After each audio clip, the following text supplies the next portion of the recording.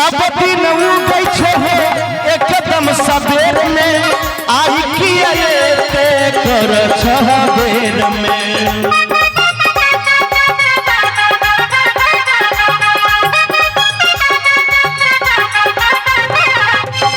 सब दिन उगै छो एते सबेर में आई किया रुकल छो एते बेर में आहो दीनानाथ जल बिचठार हम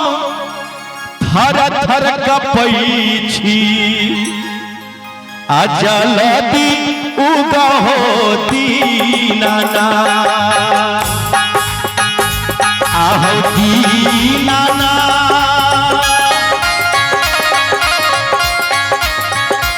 आहो भूखल पियासल बेकल भेल छी जल्दी उगहो दीनानाथ आहो दीनानाथ जल बिचठार हम थर थर कपै छी जल्दी उगहो दीनानाथ बाबा जल्दी उगहो दीनानाथ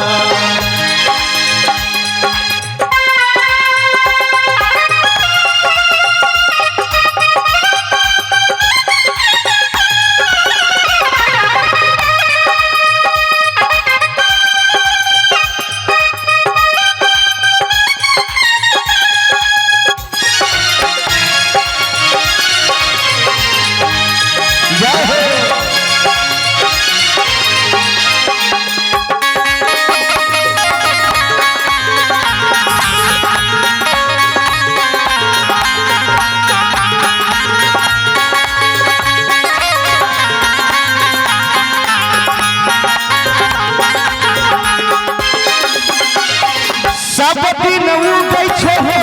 एकदम सबेर में आई किया ते कर छह बेर में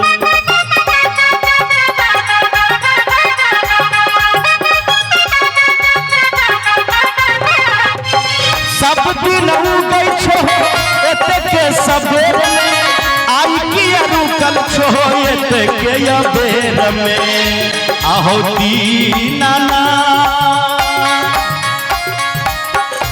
आहो दीनानाथ आ बिनती करै छी कल जोड़ै छी आ जल्दी उगहो दीनानाथ दीनानाथ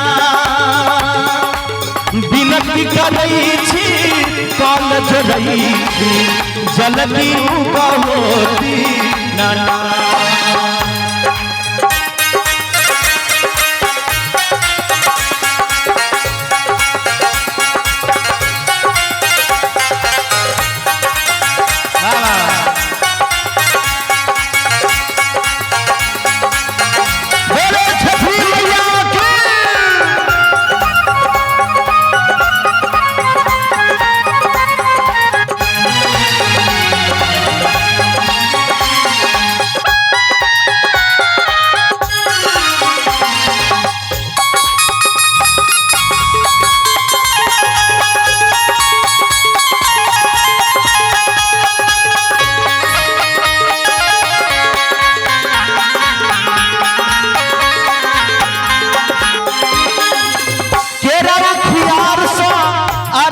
सजौने डलिया में फल फूल छियै ओरिउने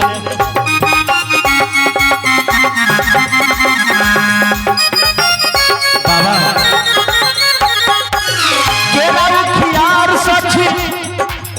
अलग सजौने डलिया में फल फूल छियै ओरिउने आहो दीनानाथ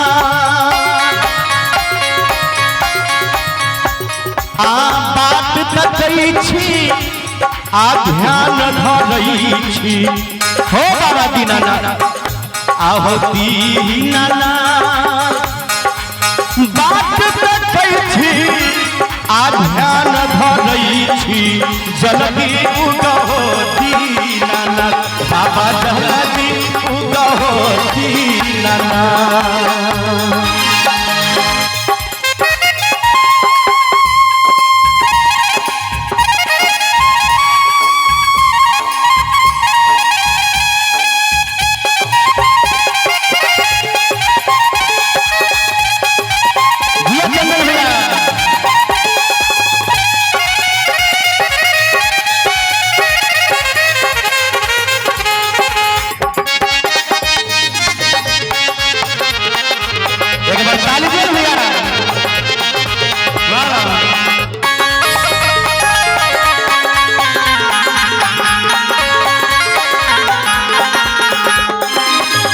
समय कन्हैया तिवारी जी लिखलखिन है, मेरे छो ही बाबा जग के अन्हार हो, तखन किया तोहर कन्हैया लाचार हो।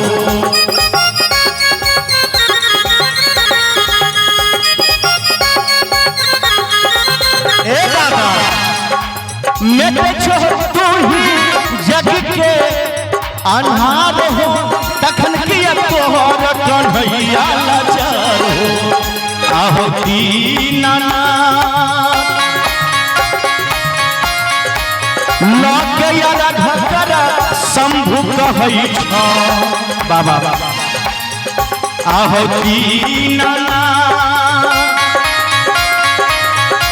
हो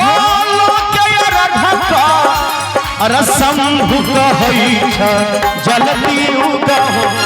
दीनानाथ बाबा जल्दी उगहो दीनानाथ बाबा जल्दी उगहो दीनानाथ बाबा जल्दी उगहो दीनानाथ बाबा जल्दी उगहो दीनानाथ।